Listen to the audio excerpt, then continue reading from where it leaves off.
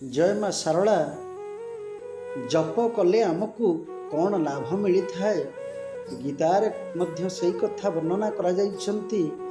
यज्ञान जप यज्ञस्मि यज्ञ कले हजार यज्ञ कले जेतिकी पुण्य परमात्मा इष्टंकर नाम यदि आम जप करदबा आमको सेतिकी पुण्य मिली थाए।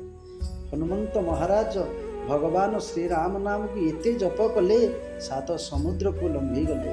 सुदामा कृष्ण नाम एमिति जप करी करी करी करी करी करी तांको दारिद्र्य दूर हो गला। प्रहलाद एमिति नाम भजन करे राक्षस कूल जन्म होई भगवान ताको वैकुंठपुर धाम देले।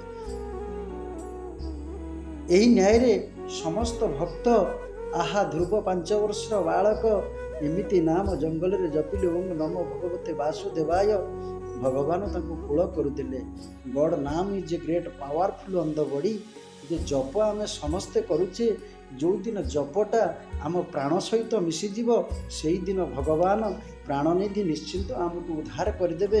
आमर दर्शन हो जप मध्य ये मनुष्य जन्म मध्य परिवर्तन हो जाए।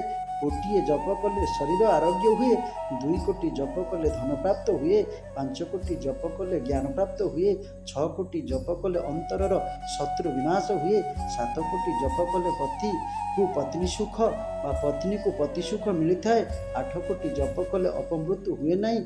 जप निरंतर जे करी चली से निश्चिंत तार निर्वाण हो कथा भागवत सुंदर भाव कहुई। परमात्मा को मीराबाई आज राणा विशद होते मीराबाई किंतु कृष्ण गिरिधर गिरिधर कई कई कई कई मध्य से उद्धार हो गले। आपण दृढ़ता भक्ति जानते रघु रगित भगवान नाम धरी धरी विष खाईदे विष पानी होगला। जे भगवान नाम ये जप माध्यम जे अंतर भितर बसई देते नाम जप को ये नाम जप great powerful on the body. प्रकृत नाम जप ठारू ये संसार आउ किछि नहीं। भगवान नाम जप कर यह निराट सत्य। जय मां सारला।